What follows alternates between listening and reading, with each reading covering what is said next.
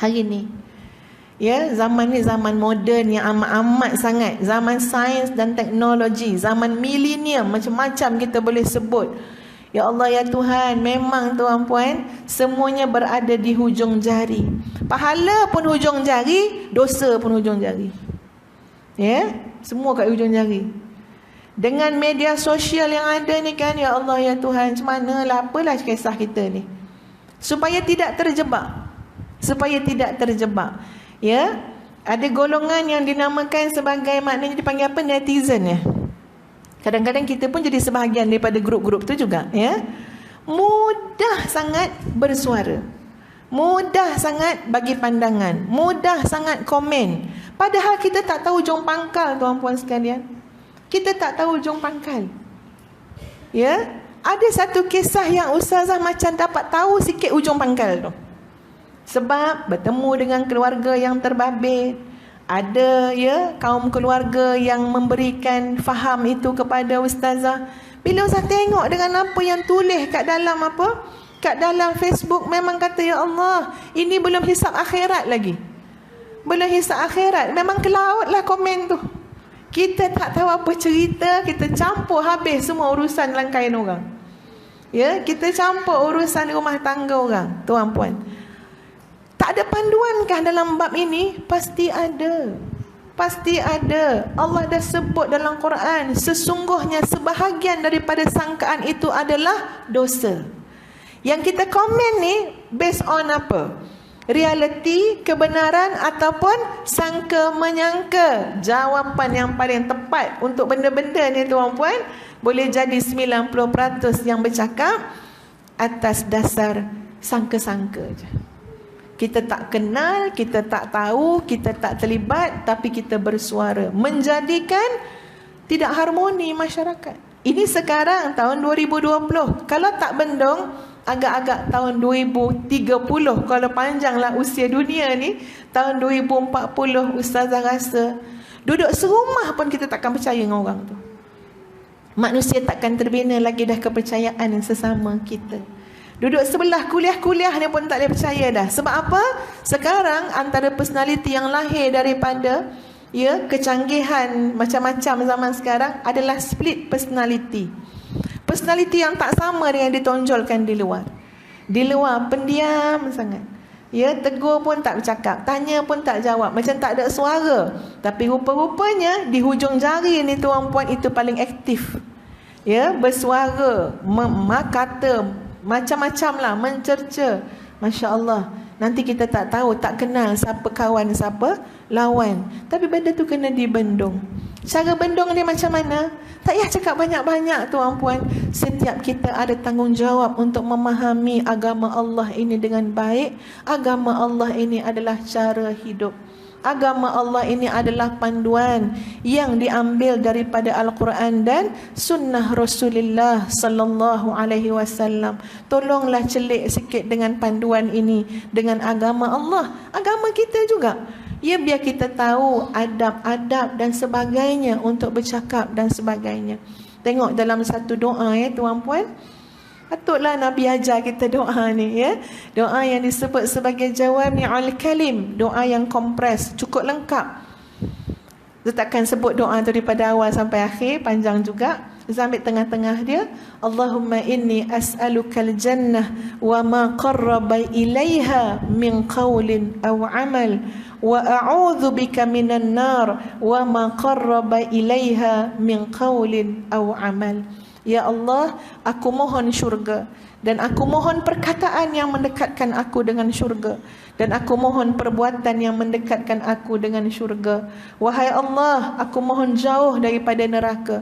Aku mohon perkataan yang menjauhkan aku daripada neraka, dan perbuatan yang menjauhkan aku daripada neraka. Kita bertanggungjawab dengan perkataan yang kita ucap, komentar yang kita beri. Kalau tak, tuan-puan, main suka hati. Padahal Islam suruh sambung silaturahim. Perkataan kita dah jadi apa? Dah jadi permusuhan kepada sebahagian yang lain.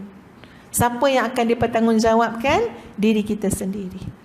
Ya, kalau inilah keadaan nanti tuan-puan, masya-Allah, kalau semua dah macam tu, dah tak jadikan panduan Allah ya sebagai panduan hidup. Nuqayyid lahu syaitana fahuwa lahu qarin. Kamu sudah pasang BFF kamu syaitan. Ya. Kalau cakap macam tu marah pula ya. BFF siapa? Setan nak marah kan ya. Tapi ini bukan saya yang cakap, dalam Quran. Kawan karib tu tuan-puan. Kok kawan karib pun tak masuk tandas dengan kita, ya, tak masuk bilik dengan kita. Tapi hati-hati kalau syaitan yang jadi kawan karib, bahkan boleh masuk dalam badan kita, mujriyad dam, mengalir macam mengalirnya darah. Sebab tu balik pada Quran, ya, itu jalan untuk mendidik hati kita, anak-anak keluarga, supaya apa? Sempadan yang kita boleh berada adalah pada nafsul mutmainnah. Kok kata sedang latih-latih pun taklah sampai jadi nafsul amarah, nafsu yang dibiarkan sewenang-wenangnya. Tuan-puan, ustazah ulas sikit ya. Mungkin kita banyak dengar kisah-kisah kematian kan. Kalau seorang suami meninggal dunia, isteri tu dalam iddah kan, 4 bulan 10 hari. Sangat wajib jaga segala tata cara, adab dan peraturan semasa isteri dalam keadaan iddah. Jangan sampai ya Allah, janganlah kita jahil sangat tuan-puan. Bukan kita ni berilmu sangat, tapi ni bab yang akan berlaku kat kita semua. Boleh jadi. Kena ambil tahu. Sebab itu penasihat kena ada. Rujuk dalam benda-benda ni pada orang yang arif. Kena tengok tuan-puan, isteri nak jaga iddah, suami meninggal ni tuan-puan, sampai kubur pun tak boleh pergi. Tak payah pergi kubur, bukan kita pun nak ngangkat nak apa. Sedih memang sedih. Sebab sedih yang diraihkan sedih tu lah Allah bagi iddah pada wanita, berkabung lagi. Dia tak ada berkabung ya pada semua kematian kecuali wanita kematian isteri. Sebab kematian suami, kan dah jadi LGBT pula kan. Ya, wanita kematian suami meraihkan kesedihan lah tu, tak payah keluar. Kecuali memang ada satu keperluan mendesak, keperluan yang sangat mendesak. Yang lain-lain sabarlah 4 bulan 10 hari. Ya, ini kan pula kalau tak jaga dari segi aurat. Ini kan pula kalau tak jaga dari segi ikhtilat antara lelaki dan perempuan. Itu menyakitkan si mati tuan-puan sekalian. Jadi nak betul-betul sayang yang betul-betul asli sayang dan kasih kerana Allah, mesti dasar dengan ilmu. Mesti balik kepada apa? Al-Quran dan sunnah Rasulullah sallallahu alaihi wasallam. Kalau ada sahabat-sahabat kita diuji dengan kehilangan suami, sampaikan nasihat-nasihat ini. Mungkin dia lupa, mungkin dia tak tahu. Dia tak tahu nak buat macam mana, memang tak tahu. Kita sampaikan, ya, suarakan. Dan kadang-kadang ini pun jadi tanggungjawab pendakwah juga ya. Kena suarakan, kena cakap, kena pergi hantar wakil, nasihatkan. Lepas kita buat semua tu tak apa kalau orang tak nak terima tu dah tak apalah. Tapi kena nasihat. Sebab kita bimbang satu je, dia tak tahu. Dia jahil. Jadi kena ditolong, bantu. Kalau tak tuan-puan, implikasi kepada jiwa kita ya.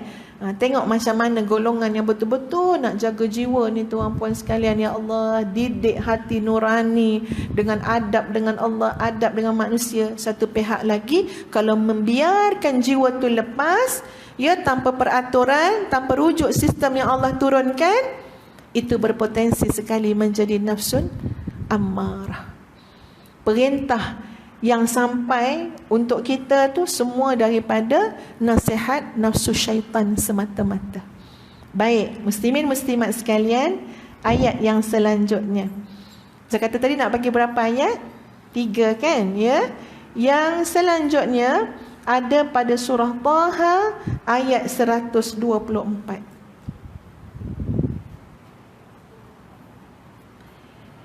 Muslimat boleh cek juga ya.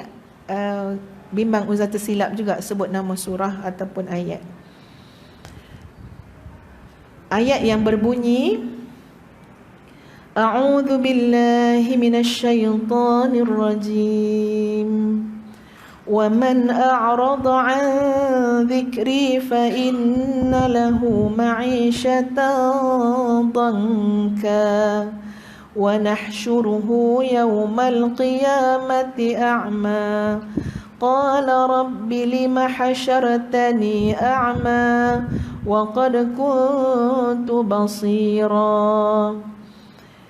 Dan barang siapa berpaling daripada peringatanku, maka sesungguhnya dia akan menjalani kehidupan yang punah ranah, kehidupan yang sempit, kehidupan yang lintang pukang.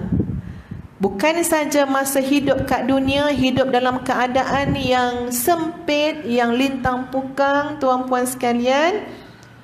Bahkan apa Allah kata, kami akan kumpulkan dia pada hari kiamat dalam keadaan buta. Dia sama macam ayat tadi ya. Kamu tinggalkan peraturan Allah, kamu tinggalkan peringatan Allah, kamu tinggalkan Al-Quran, Allah yang akan jadikan setan tu kawan kamu. Ya, Allah yang akan jadikan, yang akan ikat belenggu kamu, keliling kamu syaitan. Wal'iyazubillah. Masuk ayat ni pula, siapa yang tinggalkan peringatan Allah, siapa yang tinggalkan berpaling. Berpaling ya tuan-puan, a'radha ni makna berpaling, tak ingin, tak nak, pandang lekeh semua tu. Ya, tak moden, ortodok, macam-macam lah cakap pada ajaran Allah. Berpaling. Bukan orang lain tuan-puan, Allah yang akan kumpulkan dia dalam keadaan buta. Dan manusia tu akan bertanya kepada Allah, lima hasyartani a'ma wa qad kuntu basira. Ya Allah, kenapa engkau sekarang himpunkan aku di mahsyar dalam keadaan buta, padahal dulu aku boleh melihat. Maka Allah jawab, inilah hari aku akan melupakan engkau, seperti mana hari engkau melupakan aku. Ya, ini adalah satu timbal balas yang berlaku dalam hidup manusia.